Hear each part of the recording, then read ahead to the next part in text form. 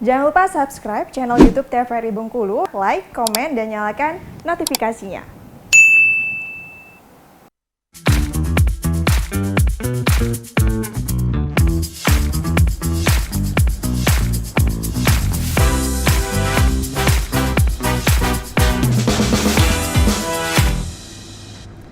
Balik lagi di Opini, obrolan pagi ini masih dengan tema yang sama, yaitu dokter gigi di era sekarang bersama dengan Bang Revaldi, seorang dokter gigi. Bang Valdi, sekarang tuh banyak juga ya kalau misalnya padahal masih muda ya, tapi giginya sudah ompong. Nah, ini baiknya dipakai gigi palsu atau gimana tuh? Oke. Banyak sekali orang tuh berpendapat gigi palsu hanya untuk orang tua. Betul nggak? Jadi gigi palsu itu diperuntukkan untuk setiap pasien yang memiliki kehilangan gigi. Kenapa penting? Karena kehilangan gigi ini itu efeknya tuh jangka panjang lebih berasanya, bukan jangka pendek. Iya. Kalau gigi bawah kita hilang nih satu, gigi geraham, yang atas lama-lama turun. Oh, saya pernah tuh kayaknya lihat di sosial media ya, gitu. Berarti benar-benar nyata ya contoh kasus Nyata kayak gitu turun. ya. Kalau udah turun kan akhirnya gigitan kita udah nggak sempurna lagi. Itu karena apa? Karena nggak ada sanggahan di bawah. Iya. Karena bawahnya nggak ada, akhirnya lama-lama turun. Yang sebelah-sebelahnya tuh geser. Akhirnya gigitan kita kan udah nggak sempurna, kalau udah nggak baik. Akhirnya kalau gigitan nggak sempurna itu larinya ke sendi rahang. Makanya banyak pasien tuh yang rahangnya bunyi, buka mulut ketak tek tek tek. Coba deh cek warga-warga Bengkulu, pasti ada aja yang rahang. Coba seperti kalian itu. cek nih, kalau misalnya buka mulut cetak-cetak itu berarti ada resiko ini.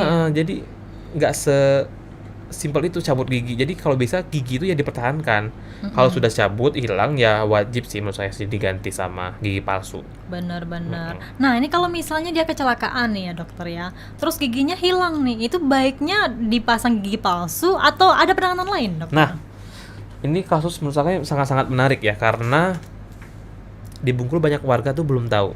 Namanya itu avulsi. Jadi giginya tuh lepas utuh. Ada kan orang kecelakaan kena aspal tuh giginya lepas utuh tuh. Apalagi anak-anak tuh masih muda, 12 tahun, 7 tahun lepas utuh. Lepas utuh sompel gitu. Kalau sompel kan enak, masih bisa ditambal. Iya. Kalau lepas utuh dibiarkan ompong dong, nggak ada gantinya lagi. Kasian kan, masa masih muda. Masa depannya masih panjang Masih gitu panjang. ya. Kalau bisa giginya tuh dipertahankan. Nah, itu masih bisa dimasukin lagi, reimplantasi, habis itu diikat sama kawat.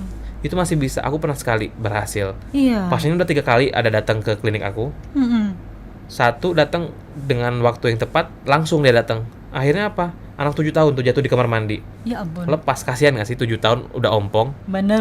Masa pakai gigi palsu? Iya. Alhamdulillah sekarang pasiennya kontrol, masih bagus giginya dan nggak pakai kawat lagi dan udah kuat. Benar. 2 lagi itu datang setelah 3 hari. Nah itu kalau udah 3 hari udah nggak bisa lagi. Golden time itu 30 sampai 60 menit. 30 sampai 60 menit, tapi iya. 6 jam tuh sudah mulai menurun prognosis, tapi masih bisa. Selagi lukanya itu belum nutup dan gigi masih bisa masuk, itu masih bisa diusahakan. Jadi untuk warga-warga Bengkulu, ada tetangganya, anak-anaknya yang kecelakaan, terus jatuh, giginya lepas, itu jangan berserah. Biarinlah giginya hilang, bisa gigi palsu, tapi bisa kalian usahakan pertahankan dan datangi dokter gigi kalian segera. Berarti masih bisa dipasang kembali masih ya. bisa. Kalau misalnya giginya ada nih, kalau hilang kan bisa pakai gigi palsu dong. Selagi asli kenapa harus palsu? Benar. Kalau hilang? Ya palsu dong, kasihan kan? Palsu, kasihan juga ya. Masih muda Mbak. Kalau udah 50 ke atas sih saya nggak terlalu peduli deh istilahnya. Nggak apa-apa lah. Cuman kalau masih 6 tahun, 7 tahun, 12 tahun, kayak Mbak tadi bilang, masa depan masih panjang, kita nggak tahu cita-cita anak ini jadi apa. Iya nggak? Kalau orang kan tradisi zaman dulu ya, untuk mutihin gigi tuh pakai apa namanya? Arang gitu ya. Itu benar nggak sih dokter? Dia putih tuh kelihatan lebih putih ya sebenarnya. Iya. Kenapa? Karena terkikis. Buat sensitif dong berarti ya? Sensitif akhirnya lama-lama. Sama kayak pasta gigi yang charcoal itu. Iya. Itu bikin putih ya, bisa. Cuman tapi sistemnya dengan mengikis gigi yang paling luar. Iya. Nah, itu nggak baik. Padahal itu tradisi dari dulu kan ya, ternyata juga sebenarnya bisa pengaruh dari kondisi kesehatan gigi ya gitu. Makanya sekarang ada bleaching namanya. Bleaching itu aman berarti ya? Aman, tapi harus ke dokter karena ya, zatnya kan lumayan keras ya. Hidrogen peroksida 35% itu kan lumayan keras. Jadi harus dipakai di dokter gigi, jangan masak sendiri karena banyak tuh produk-produk yang di luaran yang nggak certified bisa dipakai di rumah.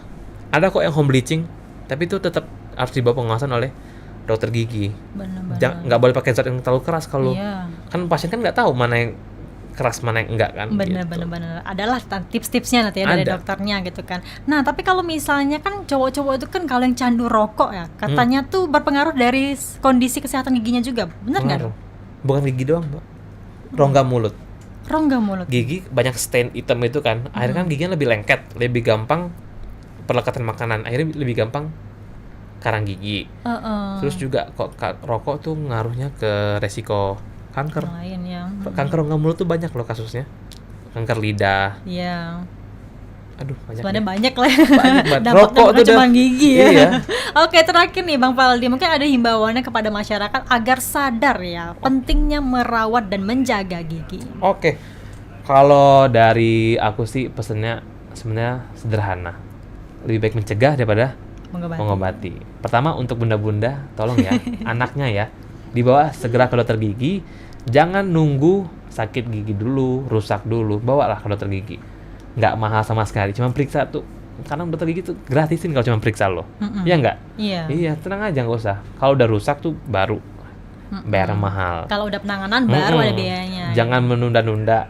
Makin ditunda makin mahal. Makin rusak makin Makin mahal. itu. Terus sikat gigi ya teman-teman 2 kali sehari, pagi setelah sarapan, malam sebelum tidur. Dan kunjungi dokter gigi kalian minimal 6 bulan sekali.